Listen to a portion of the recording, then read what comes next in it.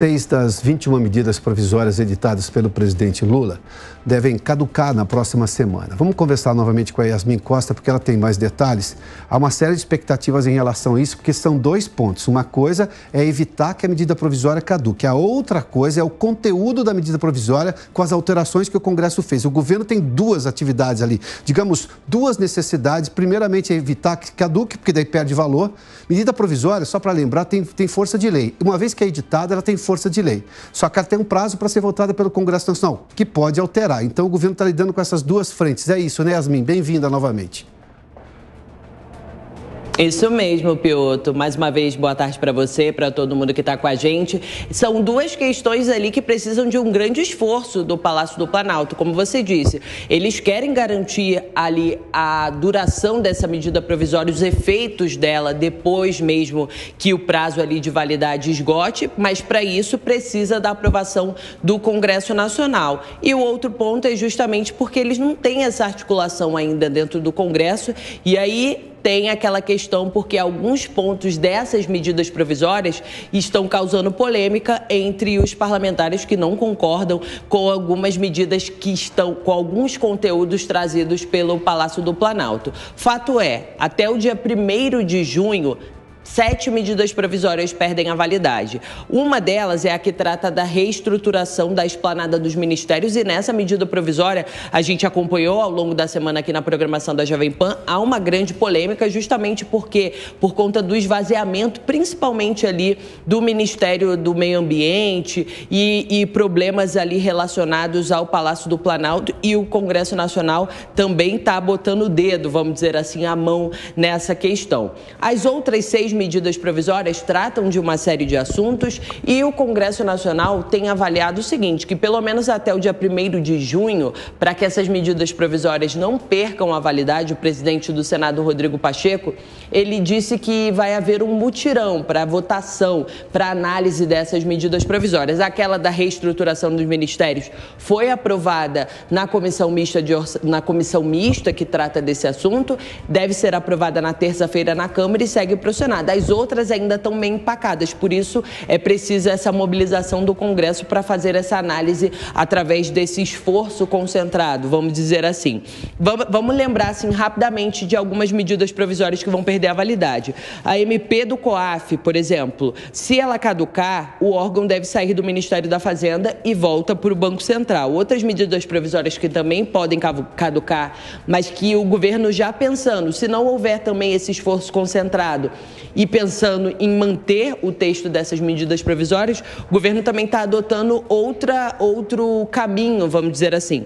Por exemplo, uma solução alternativa é aquela que trata, a medida provisória que trata do adicional do auxílio gás, vai virar emenda da medida provisória do Bolsa Família para tentar acelerar essa medida provisória do Bolsa Família, e a MP do CARF, que traz ali o retorno do voto de qualidade dos processos administrativos. Esse assunto já foi encaminhado ao Congresso Nacional através de um projeto de lei, alternativas adotadas pelo Palácio do Planalto. Também vale lembrar, né, Piotr, só para encerrar e entregar para você, essa questão envolvendo as medidas provisórias também enfrentou uma certa resistência, uma certa briga entre o presidente da Câmara e o presidente do Senado, que tinha um problema ali. Pacheco queria a volta do tradicional andamento das medidas provisórias passando pelas comissões. Já Arthur Lira queria garantir um grande poder ali para a Câmara dos Deputados e adotar o procedimento que estava sendo adotado durante a pandemia, que era um procedimento mais acelerado, e acabava que a Câmara tinha um poder um pouquinho maior, mas acabou que voltou a ser analisada, as medidas voltam a ser analisadas conforme a Constituição determina, através lá de uma comissão mista, depois passa pela Câmara e pelo Senado, e isso acabou prejudicando também o andamento das MPs, mas a questão da base consolidada, isso também ajuda, e o conteúdo que é questionado dentro do parlamento. Muito obrigado, Yasmin Costa, com as informações em Brasília. Vamos tentar entender um pouco essa história do governo, como é que ele está lidando, porque o Congresso ainda está resistindo a esse Lula 3, a esse terceiro mandato do presidente Lula. Temos aí, Lorena, para a gente mostrar um pouquinho, para entender por que o Congresso tem uma série de restrições.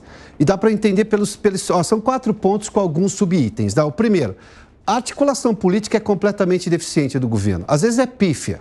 Parece que o governo não tem articulação política. As vitórias que o governo teve, foram pouquíssimas até agora, foi, na verdade, na conta de Arthur Lira, o presidente da Câmara, que, na verdade, usou toda a sua base ali, ele tem uma base gigantesca para, por exemplo, fazer o regime de urgência em relação ao PL das fake news, depois não conseguiu esse mesmo sucesso na votação, tanto que o projeto foi retirado. Depois, inclusive, no regime de urgência agora, recente também, sobre o arcabouço fiscal. Ainda foi votado o mérito e ele usou também essa força. Mas não é articulação do governo, não é competência da articulação do governo. A segunda, o governo tem feito afrontas ao Congresso Nacional, afrontas a decisões já tomadas no Congresso Nacional. Entre elas, só citando duas, a lei do saneamento, que foi um assunto discutido no Congresso Nacional e um avanço diante do retrocesso que o governo Lula pretendia em modificar uma lei que tenta resolver um problema histórico do Brasil com o saneamento. Mas isso foi discutido no Congresso Nacional. Além do que, teve também a privatização da Eletrobras, outro assunto discutido no Congresso Nacional. Me lembro que o governo Bolsonaro queria fazer a privatização da Eletrobras, que já vinha do governo Temer, inclusive. O Supremo se manifestou e disse que sem aprovação do Congresso não podia fazer mais nenhuma privatização. Foi ao Congresso, discutiu-se no Congresso, o Congresso aprovou aquilo. Bom, depois teve também o Tribunal de Contas da União. Tudo isso foi discutido, foi decidido o modelo, a forma, agora o governo vai lá e quer afrontar de novo. Você quer mudar tudo o que já foi decidido pelo Congresso Nacional. Boa parte dos parlamentares que existem hoje no Congresso brasileiro, nessa legislatura, boa parte é remanescente da legislatura anterior. As ideias são ruins, como, por exemplo, rever reformas como a trabalhista, a previdenciária, criticar essas reformas que também foram discutidas no Congresso. Para uma reforma ser aprovada no Congresso brasileiro, pela lógica da Constituição, são 2 turnos na Câmara e 2 turnos no Senado, sem contar as comissões. Se mexe no Senado, volta para a Câmara. Também o controlar meios de comunicação, que é essa história do Ministério da Verdade, que é um projeto de político de poder do PT histórico que o governo está implementando agora. Isso vai contra a lógica da liberdade de expressão, ou seja, você afronta o Congresso Nacional. Por último, a demora na liberação de emendas e cargos para os aliados. Tudo isso daqui, o Congresso está resistindo. A questão é, será que isso aqui vai ser suficiente? E se for suficiente do ponto de vista republicano, é uma tragédia para eliminar todas essas restrições que o Congresso tem sobre o governo Lula, porque são todas ruins, porque todas têm retrocesso institucional. Então, essa questão aqui que é bastante importante. Para o arcabouço foi liberado mais de 1 bilhão em emendas só naquele dia, e isso chama atenção. Bom, vamos falar sobre esse assunto agora. A minha convidada é a cientista política Daniela Alves, que já está conosco. Dani, seja bem-vinda, boa tarde. Uma boa tarde, Piotr, uma boa tarde também a toda a audiência aqui da Jovem Pan. Muito obrigada pelo convite. Eu tomei a liberdade de chamar a Dani porque é uma companheira aqui também de vários programas, que participa de vários programas aqui, entre eles o Direto ao Ponto recentemente. Dani, vamos lá. Eu apontei algumas razões pelas quais aqui o Congresso está resistindo ainda ao governo Lula. A minha preocupação é se aquele quarto ponto em que eu mostro ali, a demora em liberar emendas e cargos, se isso for, digamos, ganhar uma velocidade maior, se o Congresso não cede em todos os outros 3 pontos. Mas parece que os 3 pontos ali são muito claros. Ofensas ao Congresso, afrontas ao Congresso, reclamação de parlamentares, isso não tem sido bem digerido pelo número de deputados e senadores, inclusive os que teoricamente são da base do governo. Sem dúvida, Piotr. Olha, você apresentou aí um cenário que eu diria bastante completo e complexo, não é? Quando nós analisamos a situação que o governo se encontra hoje, nos parece que as emendas, elas não serão suficientes para que o governo consiga avançar em todas as pautas que ele pretende, não é? E isso se deve justamente a esses fatos que você elencou aqui para a gente, não é? Por exemplo, todos esses ataques institucionais, não é? Você trouxe também e explicou com grande maestria também esse desmantelamento das políticas públicas, não é? E de reformas que foram feitas em governos anteriores que passaram pelo Congresso, ou seja, não foi uma reforma apenas dita de governo, não é? Mas amplamente discutido pelo Congresso Nacional e, claro, pela sociedade também. Portanto, quando o presidente ou este governo vem atacar e querer retirar todos esses avanços institucionais que nós conseguimos, isso é uma afronta, tá? Não somente ao Congresso Nacional, mas a toda a sociedade brasileira. Portanto, nós vemos que A questão das emendas, elas, claro, elas têm a sua importância para conseguir angariar o maior número de parlamentares. No entanto, o cenário atual, ele não é positivo para o governo. Portanto, e aliás, não é que o governo, quando ele assumiu, imaginava que teria a popularidade que já teve.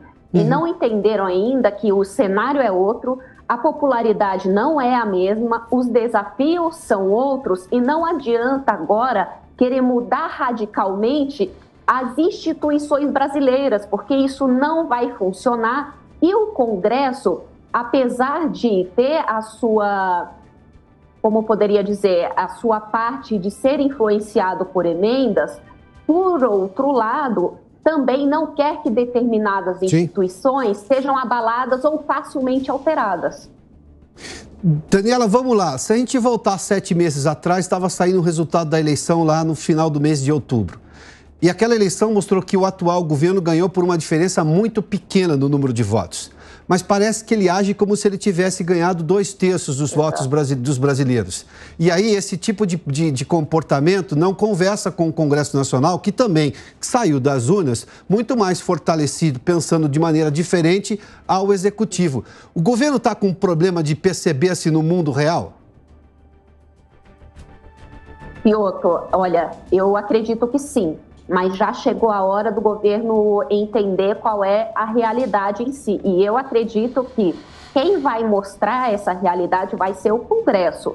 Nós estamos vendo agora o Congresso começando a apresentar qual é a sua real força. Não é? Que se o governo não negociar e não entender que a conjuntura é outra e não adianta mais querer implementar políticas que não são saudáveis para o país, o Congresso ele tem o poder e vai barrar até mesmo para mostrar sua força, especialmente ali o presidente da Câmara dos Deputados, não é, Lira, que neste cenário está sendo cada vez mais fortalecido. E ele sente que está ganhando cada vez mais força, né? Impondo até mesmo grandes pautas que acabam sendo votadas ali no Congresso. A gente fala com frequência que a Constituição brasileira é praticamente parlamentarista.